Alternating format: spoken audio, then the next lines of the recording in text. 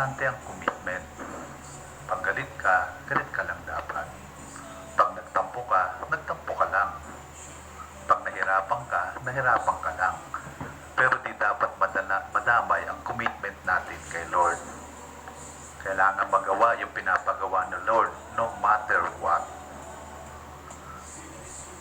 So, yung pagiging magulang ay di ganon kadali. Kailangan ng matinding commitment. Kaya nakahanga-hanga yung mga magulang. Naalala ko, merong magulang na pagkain lang inuutang pa. Pero minsan narinig ko, gusto niyang bumili magkabit ng wifi. Not for the luxury, kasi dahil sa kanyang anak. Kailangan daw sa school.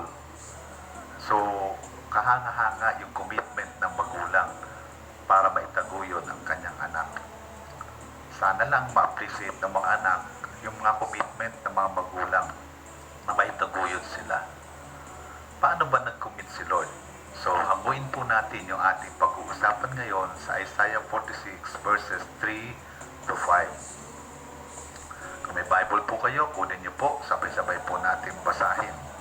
Isaiah 46 verses 3 to 5. Ang sabi po dyan, "Hearken unto me, O house of Jacob, and all the remnant of the house of Israel, which are born by me from the belly, which are carried from the womb. And even to your old age I am he, and even to hoar hairs will I carry you.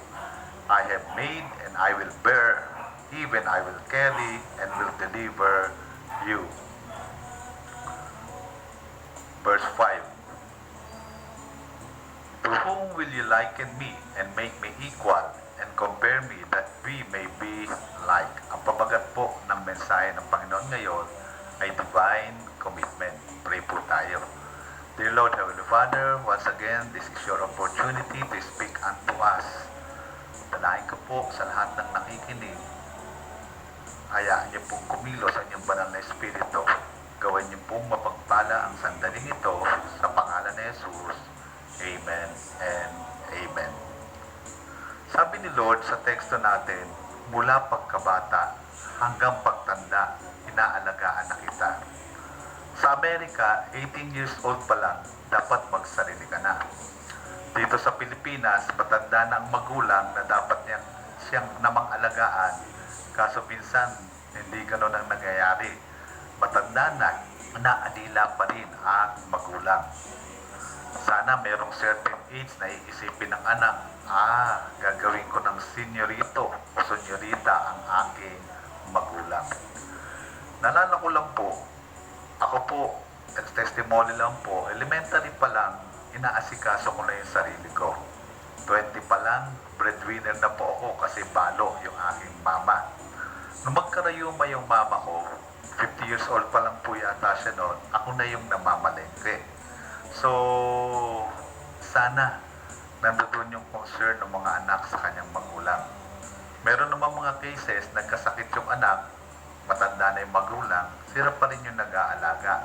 O kaya minsan sa apo, kahit mahina na sila pa rin yung nag-aalaga. So parang alila na walang sweldo. So gusto ko lang i-point out, yung magulang kahanga-hanga yung commitment. Kasi naitawid nila yung anak. Kahit mahirap ang buhay, kahit hindi ganun kadali. Sana darating ang panahon, anak naman yung magtataguyod. Yung anak naman yung mag-aalaga, yung anak naman ang magmamalasakit sa magulang. Challenge ito po sa ating mga anak. Sabi po sa text natin, "Nakinalong ko mula sa tiyan, nadala mula sa bahay bata, at hanggang sa katandaan ay ako nga, at hanggang sa magkauban ay dadalhin kita." So, ang sentiment po ng Diyos bago niya sabihin ito, verse 4:3 and 4 po yan, sa verse 1 and 2, pinagpalit ng mga Israelita ang ating Diyos sa mga Diyos-Diyosan. Kaya pinailala niya sa kanila kung paano niya sila inaruga. So sa verse 5, sabi ganon, kanino niyo ako itutulad at ipaparis, at iwawangis ako upang kami ay magkagaya. So, ang pagmamalasakit ng Diyos, saan daw natin maitutulad? So, una, pwede nating itulad, sabi sa Bible, yung pagmamalasakit ng Diyos sa pastor sa kanyang tupa. Alam niyo po, ang pastor, willing siyang ibuwis ang kanyang buhay para sa kanyang tupa. Pangalawa, dun sa Hagay, nakita natin yung pagmamalasakit ng Diyos. Doon sa si Hagay, pinag-asawa niya sa isang patutot. Ang problema, yung patutot na yon, balik-balik sa pagiging patutot. So minsan ganun yung pagmamalasakit ng Diyos sa atin. Na kahit balik tayo ng balik sa kasalanan, andoon pa rin yung kanyang pagmamalasakit sa atin. At pangatlo, yung pagmamalasakit ng Diyos may lalarawan sa pagmamalasakit ng magulang sa kanyang anak. So specific, doon sa isang ina. Diba? At yung anak naman, pwede nating sabihin yung tinatawag na suwail na anak. So, sa sandaling ito, pag-usapan natin bilang magulang o inilarawan sa isang magulang o sa isang ina, ano ang katayuan ng ating Diyos? God is our carrier. Ang sabi po dyan sa text natin, "Hearken unto me, O house of Jacob, and all the remnant of the house of Israel, which are born by me from the belly, which are carried from the womb." I'd like you to note yung salitang carried from the womb. Kinalog ko mula sa tiyan. Alam niyo po, sa Hebrew, bakit bumabalik tayo sa Hebrew? Para makita natin, hindi lang yung gustong sabihin ni Pastor, kundi ano talaga yung sinasabi doon sa talata na yon. Yung carried yan ay galing sa Hebrew word na nasa or sabihin natin nausaw, ganyan ang pagkabanggat sa pagkabigkas sa kanila. Nang ibig sabihin ay bear. Ibig sabihin, tinitiis tayo ng Diyos pag sinabing carried. Then, ibig sabihin din yan is, or ibig sabihin, ginagawa niya hanggang sa makakaya niya na maging maayos, maging komportable, kagaya ng magulang sa kanyang anak, di ba? Mula sa pagka-baby, ayaw niyang madapuan ng lambok, di ba? So, gagawin niya ang lahat. Pag umiyak, kinakarga. Then, pag sinabi ring nasaw, accept. Ibig sabihin, tinatanggap tayo ng Diyos maging sino man tayo. Ano man ang kapansanan natin, ano man ang kakulangan natin, ano man ang kahinaan natin. Yung carried din dito, ang ibig sabihin din ay regard. So, iniintindi niya tayo, pinoproblema niya tayo, iniisip niya tayo palagi, pinahahalagahan niya tayo. So, at another words dyan ay yung tinatawag na forgive. Kahit nagdidisiplina siya, pinapatawad tayo ng Diyos. Alam niyo po, minsan, ang magulang, kahit nagdidisiplina, sabi nga gano'n na isang narinig ko pag pinalo niya yung kanyang anak, mas una siyang nasasaktan. Kaya may mga magulang na ayaw ng pagpalo. Pero minsan, kahit hindi kumikibo, iba-iba po expression ng love ng mga magulang. Merong hindi kumikibo, pero pagka nalagay na sa alanganin, nagkasakit yung anak, o napahamak, yung magulang, talagang nasasaktan pa rin siya. Ibig sabihin, dahil nagmamalasakit siya sa kanyang anak. So, paano mo nakaya yung pinagdaanan mo? Kasi, binuhat ka ni Lord. Sa panahon na di mo nakaya, bubuhatin ka ni Lord. Sabi nga dyan sa Isaiah 46:4 sa ating text, at hanggang sa katandaan ay ako nga, at hanggang sa magkauban ay dadalhin kita. Aking ginawa at aking dadalhin, aking dadalhin at aking ililigtas. Aking dadalhin o carry. Diba? Sabi nga natin, bear, is, accept, regard, forgive. So mahirap pang buhay, lalo na sa ministry. Pero may pagbuhat ang Lord. Amen po ba? Kasama ang hirap, pero may pangako ang Diyos dito. Minsan, binubuhat tayo ni Lord, pero kumapalag pa. Di mo alam, nililigtas ka ni Lord sa kapamakan.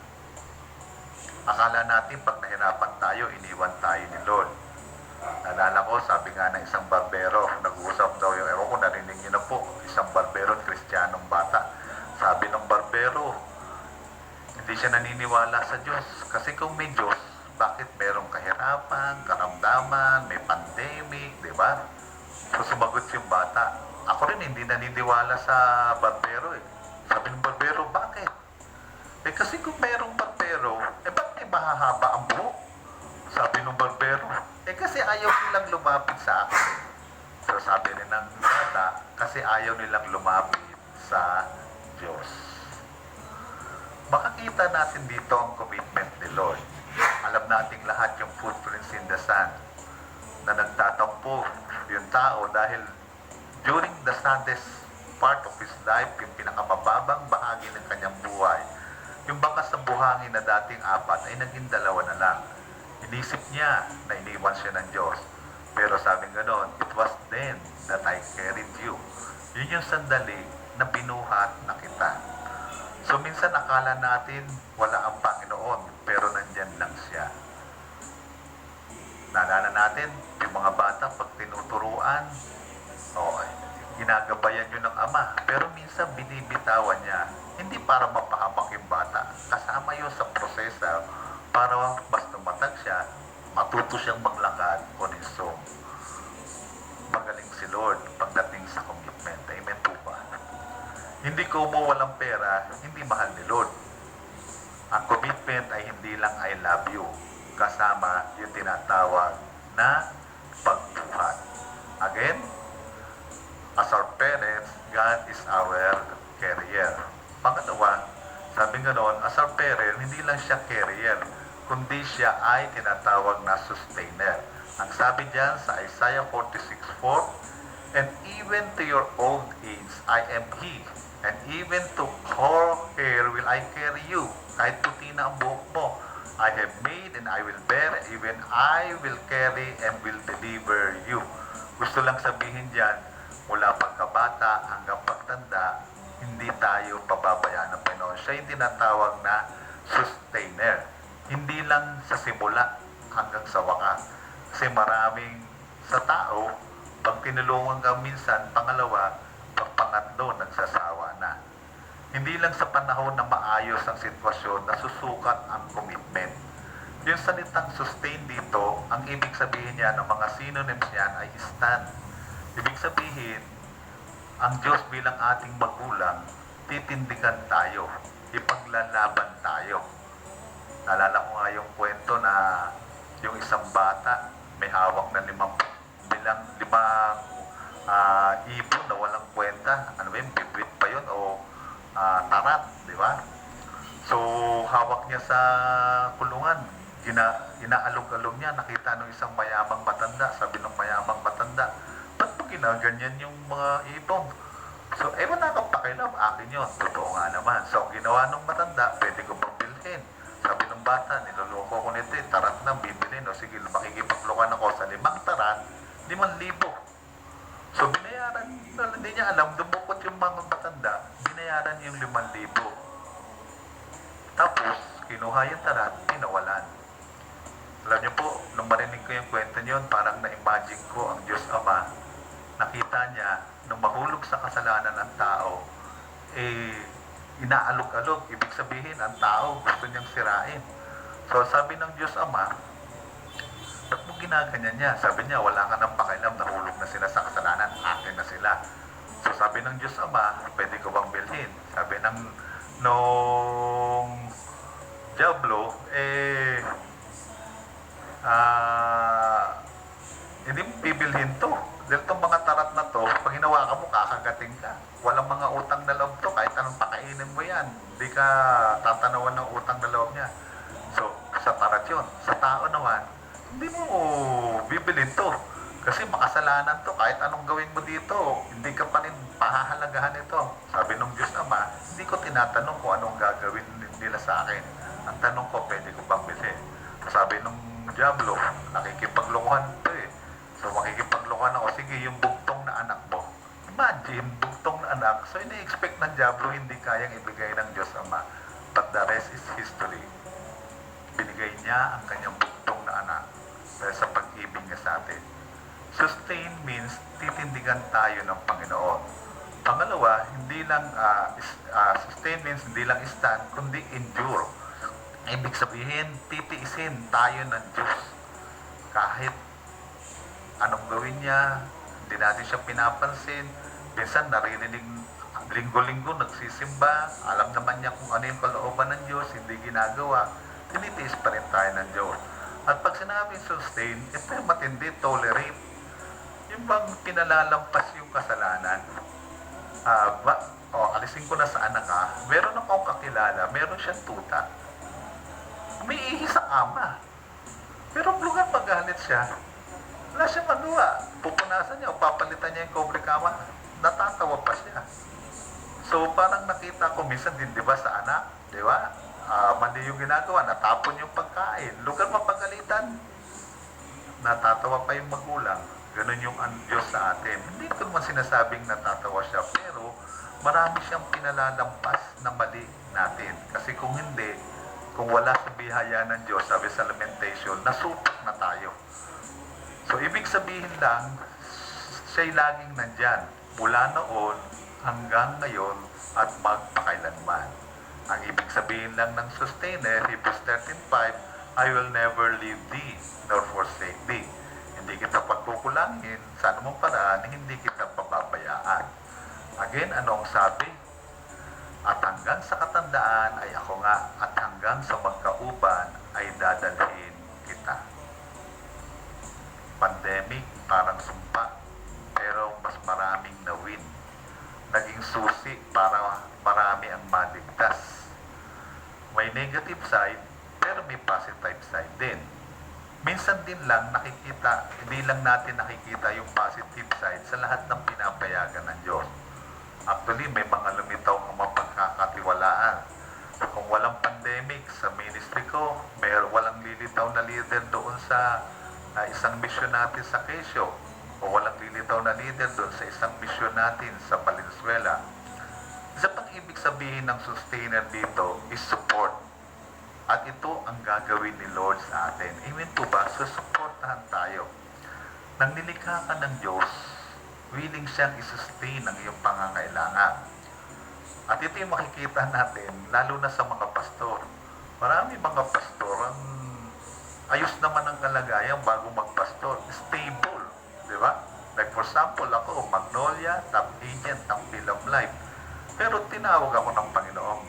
Naalala ko yung kwento ng isang kaibigan kong pastor. So, sumunod siya sa Panginoon. Pati yung asawa niya nag-resign. Nagka-dengue bigla ang kanyang anak. So, nasa ospital sila. Sabi nung asawang babae, huwag ka muna mag-Bible study. Kasi may sakit yung anak mo eh. Sabi nung kaibigan kong pastor, gusto ko munang bigyan ng kaluwalhatian ang Diyos. Alam niyo po, pagsakay na niyang jeep, may nag-text sa kanya. Yung problema nila na bayad sa ospital, may sumagot. So, susuportahan tayo ng Diyos. Alam niyo po ako sa church planter, kitang-kita ko yung suporta ng Diyos. Kasi, pag church planter ka, laging walang tao, walang offering, talagang mahirap ang buhay. Wala nang offering, ikaw pa yung kailangang tumulong kasi church planter, lalo na sa mga relocation site. Pero nakita ko yung pag-provide ng Diyos. Minsan nga, biro ko palagi eh. Hinihiling ko, lumiit yung tiyan ko eh. Pero minsan sabi ni Lord sa akin, wag, ebidensya yan na hindi kita iniiwan, hindi kita pinababayaan. Amen po ba? Sinusuportahan tayo ng Diyos. Ang pagsunod sa Diyos ay may pabor.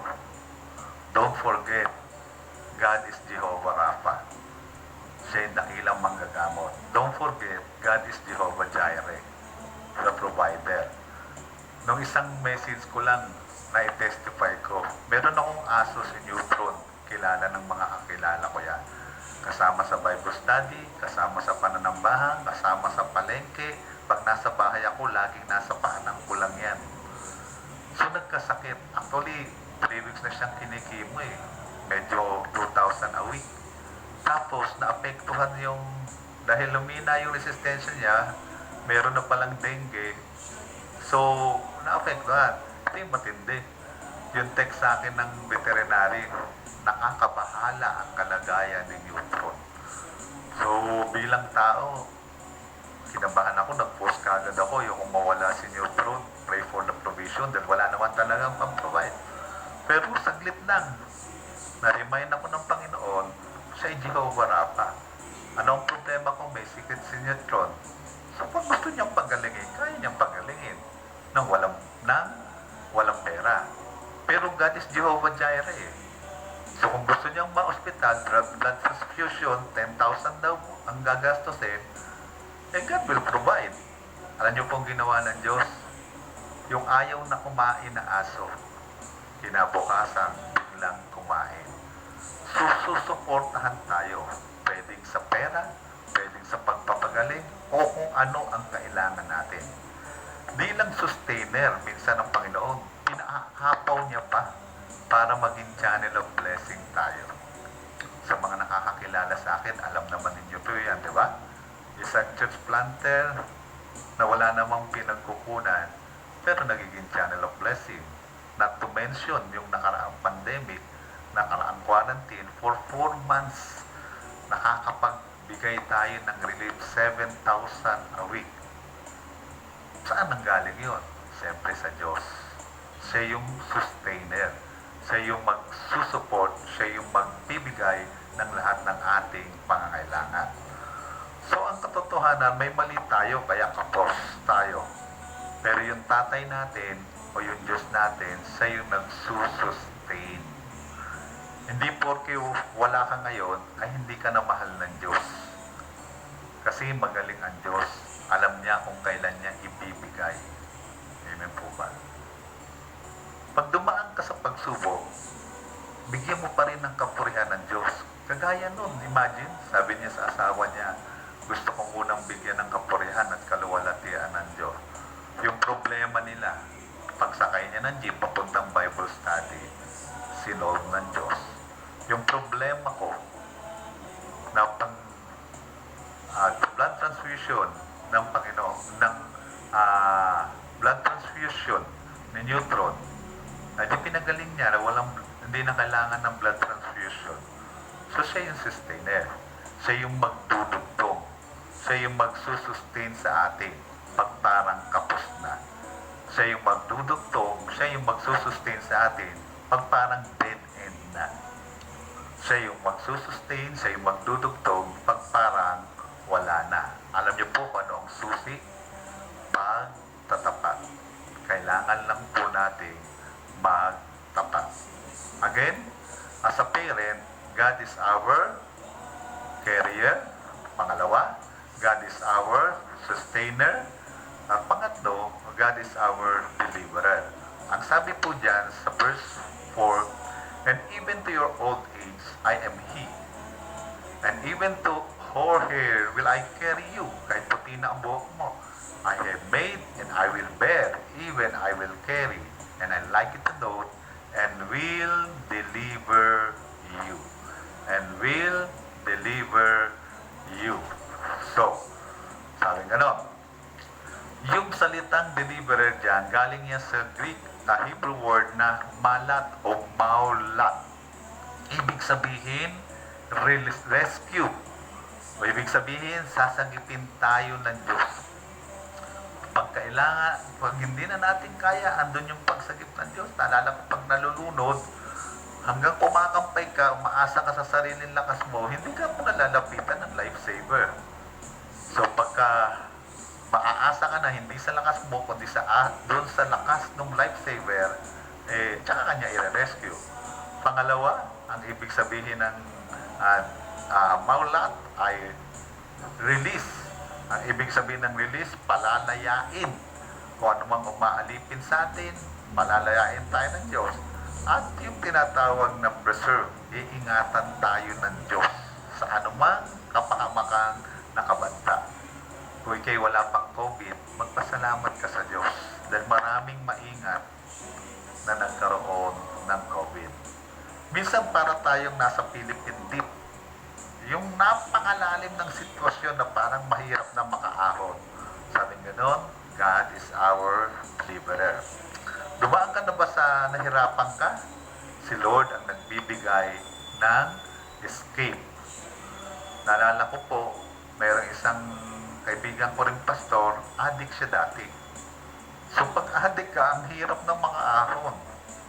Buti na lang, meron tayong deliverer, yung ating Panginoong Diyos. At ngayon nga, mula sa pagiging addict, ngayon siya ay pastor na. Minsan, hinahayaan ng Diyos na suwansad. Pero minsan, di natin alam yung pagsasad natin, yun yung escape plan ng ating Panginoong Diyos. Sa panahon na nakulong ka na para mong hindi ka na makakawala, si Lord ang magbibigay ng escape plan. Naalala po ba natin si Joseph? Napakatino, napaka-faithful na nagtatrabaho sa isang iglap, nakulong. Pero from prison to palace, na-promote siya ng Diyos. So, hindi natin minsan maintindihan yung pagliligtas ng Diyos, yung escape plan ng Diyos. Pero, keep on trusting Him. May kinalalagyan ka bang kumunoy sa buhay? Si Lord ang deliverer natin. Kahit kumunoy ng kasalanan, siya ang deliverer. Kumunoy ng kahirapan, siya ang deliverer. Kumunoy ng karamdaman, siya ang deliverer. Kaya ka pa rin na palayain ni Lord. Amen po ba? Sana makita natin ang kamay ni Lord na nagre-rescue, nagdi-deliver, nagre-release, nagpe-preserve. Yung iba, kinalalaya na ng Diyos, ayaw lumaya. Kawawa yung sumuko sa pananampalataya. Hindi nila alam na sa Diyos ang rescue kahit sa bukas. Again, Isaiah 46:4, at hanggang sa katandaan ay ako nga, at hanggang sa pagkauban ay dadalhin kita, at aking dadalhin at aking ililigtas. I like to note, aking ililigtas. Huwag mo ipagpapalit si Lord sa jowa. Huwag mo ipagpapalit si Lord sa trabaho. Huwag mong pagpapalit si Lord sa ano paman. Ginawa ka niyang anak, paninindigan niya ang pagkaama o pagkamagulang. Amen po ba? Again, as parent, God is our carrier. Bubuhatin ka niya.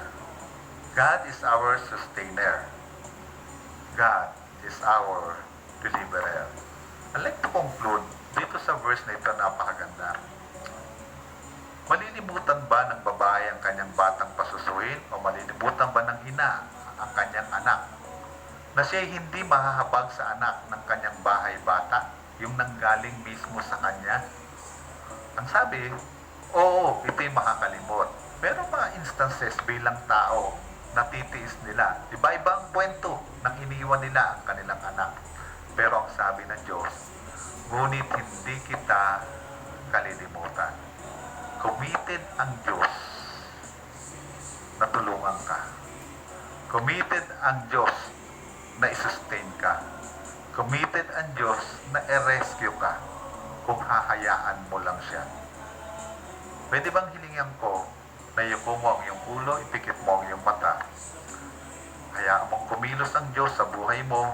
Hayaan mong mangusap ang Diyos sa iyo. As we bow our head and close our eyes, sa salo ng awitin, huwag kang mangangamba. Si Jesus di kanya iiwan, di kanya pababayaan. Ang Diyos Ama, committed siya na tulungan ka. Willing siya na tulungan ka. Willing siya na mapabuti ka. Ano man ang katayuan mo, ano man ang karamdaman mo, ano man ang suliranin mo, committed siya na tulungan ka kung hahayaan mo ngayon at magtitiwala ka sa Kanya. As you bow your head and close your eyes, base sa pangako ng Diyos na committed siya bilang Ama natin na tulungan ka, why not pray to God and trust Him na hindi lang siya committed, kundi able na tulungan ka. Come on. Minsan yung magulang natin gustong tumulong pero kapos ang kakayanan. Pero ang Diyos Ama, hindi lang siya committed, kaya niya talagang tumulong at gusto kanyang tulungan ngayon. Kaya this opportunity. At kung may nanonood na hindi mo patiyak na ikailigtas, committed ang Panginoon natin na iligtas ka kaya mo narinig ang mensahe ito. Pwede bang sumunod ka sa panalangin? Sabihin mo, Ama, salamat sa inyong pag-ibig. Inaamin ko po, ako'y makasalanan. Patawarin niyo po ako.